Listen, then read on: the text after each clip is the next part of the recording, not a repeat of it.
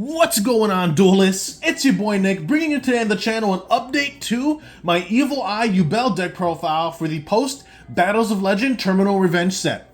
For those of you new to the channel, welcome. My name is Nick. We do Yu-Gi-Oh content mainly focused around rogue and casual decks alike. If that's the kind of Yu-Gi-Oh that you're interested in, then I highly encourage you to subscribe to the channel. We are currently working our way to 2,000 subscribers, and I need your help to get there. So with the intro out of the way, Evil Eye is an archetype that since its release, I've completely been in love with. Not only is the artwork absolutely insane, but I just completely adore the playstyle that Evil Eye provides. Being able to turn any of your archetypal monsters into towers of sorts with the help of Evil Eye Selene, preventing them from being targeted and being destroyed by battle and or card effects, just making them like a chore for most decks to have to deal with.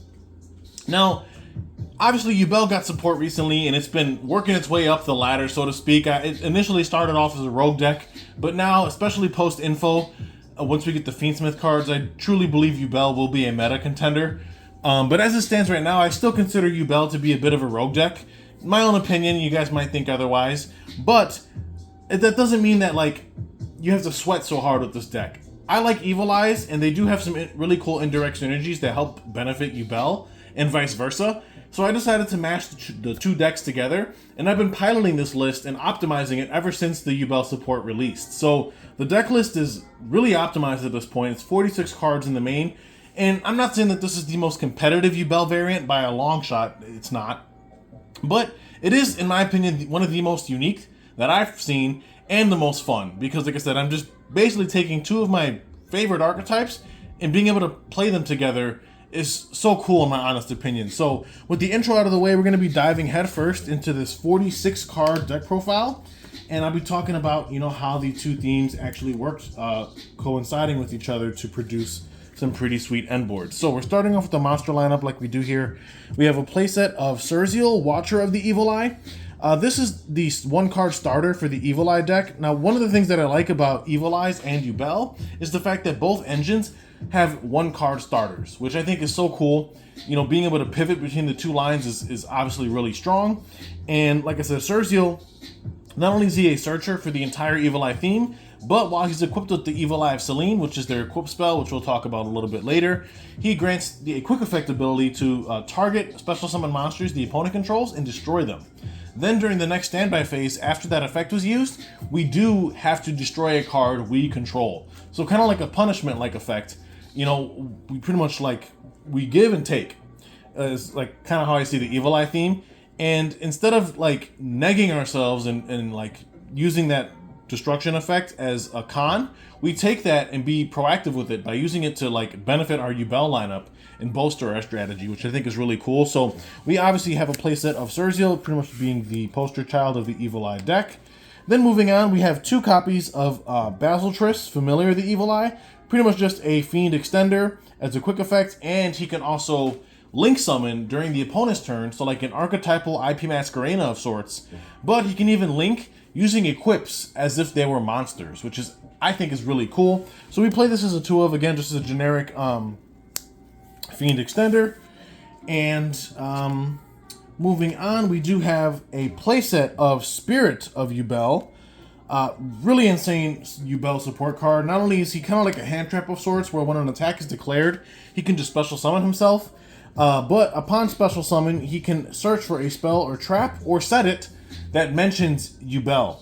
In addition to that, he cannot be destroyed by battle, and if he is destroyed, whether that's by battle or by card effect, he can float into the original Yubel from pretty much anywhere. The hand, the deck, the graveyard, and the banish zone, which is absolutely insane. So you max out on Spirit of Yubel being the best new form in the main deck, in my opinion.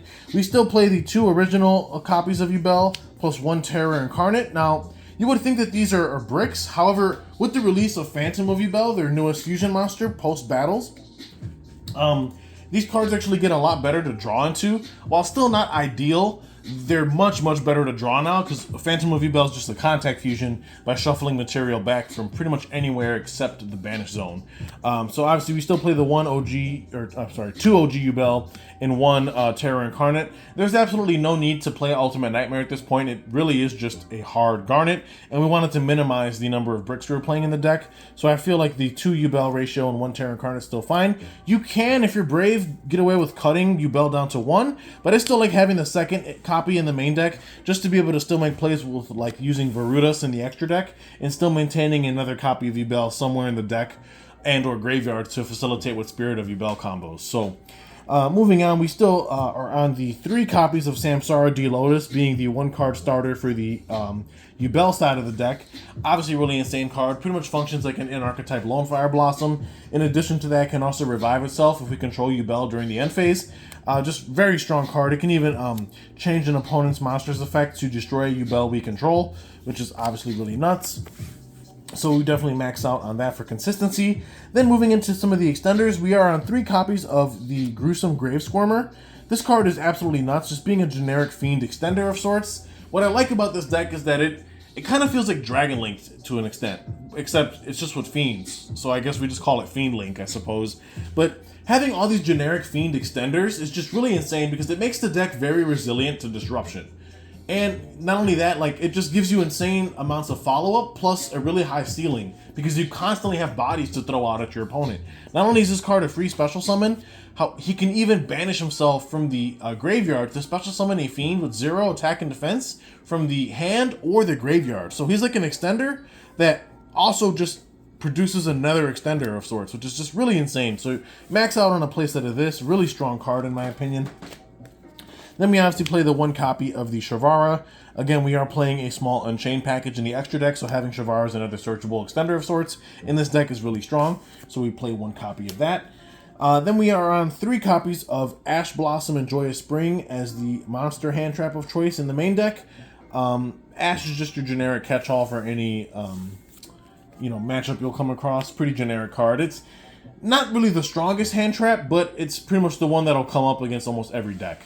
But now moving into the spells, we are on a playset of the Evil Eye Domain Pareidolia, which is the Evil Eye field spell.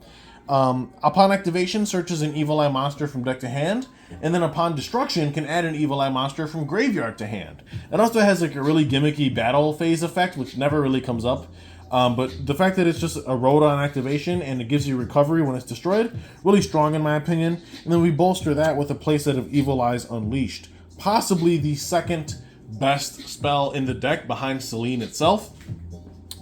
It is pretty much a Foolish Burial and Foolish Burial Goods on activation for cost, and it also allows you to search for an Evil Eye equipped from deck to hand. And then out of the graveyard, if you link summon, you can banish this to take an Evil Eye equipped from your grave and equip it to the newly summoned monster, which is obviously really insane. So you max out on both of these cards, just increases the overall deck's consistency. Then we're on 1 copy of Evil Eye Reemergence, just basically another Fiend extender. It's just a spell card that produces a Fiend token, an Evil Eye token, and the only restriction is that you're locked into Fiends for the rest of the turn, but in the grand scheme, that's really not a problem for us, so we play it as just another way to extend. Then we're on 2 copies of Evil Eye of Gorgonale, followed by the 1 copy of Evil Eye of Selene. Again, I wanted to go for maximum consistency with this particular list. This is why we're only playing Selene as a one-of, because again, Selene, as awesome of a card as it is, it's not a starter or an extender, so you really don't want to see it necessarily in your opening hand. You'd rather just search it off of, Sturzio and whatnot, or your Evil Eyes Unleashed. So we just played as a one-of, and I have not missed the second copy whatsoever. I mean, there's tons of ways to play around this card, getting like Cosmic, especially with the help of Basilisk, being able to quick link on the opponent's turn. If this card gets threatened, you just link it off into another monster, and then use Unleash Graveyard effect to then re-equip Selene back to something else, which is really strong. And then Gorgonale not only serving as additional copies of Selene while it's on the field, but also having a graveyard effect that allows you to search for Evil Eye spells and traps just adds to the deck's overall consistency as well. So really cool there. Then moving into the Yubel side of the spells, we have 3 copies of Nightmare Throne. Again, another insane spell card. It just puts so much pressure on your opponent and allows for so much extension and follow-up is nuts. And then we're on 2 copies of Nightmare Pain, down from 3 again. Just trying to maximize on consistency with this deck. I found that playing 3 Nightmare Pain sometimes is a bit much, especially since it is a hard once per turn, so opening duplicates of it doesn't really do you any benefit. And then we do play the 1 copy of Mature Chronicle here to round out the suite of Evil Eye related, of Yubel related spell cards. So some pretty cool stuff there. Then we're on the 2 copies of Triple Tactics Talent in the main board. Just a really good card going into next format. You know, there's going to be tons of hand traps running around, and a lot of decks are going to want to go first with their Fiendsmith combos. Talents, I just feel, is a really amazing card for help to assist with board breaking. And it's even great when going first, because again, if you get hand trapped, you can just punish your opponent really easily with it. Then we're on the 1 copy of Super Poly. We still main board the 1 copy because we are still playing 1 Loving Defender Forever in our extra deck, so we need a way to be able to make it, obviously.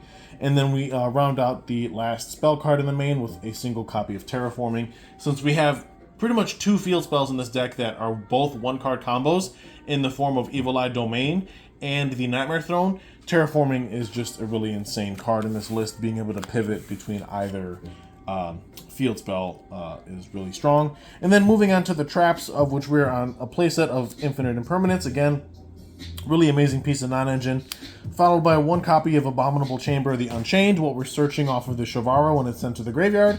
And then we round out the main deck with a single copy of Evil Eye Retribution. Yet another reason why I enjoy playing the Evil Eye package in this deck is because it gives Yubel additional access into more spell trap negates, preventing the deck from losing to cards like Droplet and or Dark Ruler or Evenly, which is obviously really strong. And like I said earlier, if you guys want to see combos and test hands for this particular deck, get the video to 35 likes, and I will gladly bring you guys the combos and test hands for this deck list, because it is truly a ton of fun to play. But now moving into the extra deck, we have 2 copies of the brand new Phantom of Yubel, fresh out of the Battles of Legend Terminal Revenge set.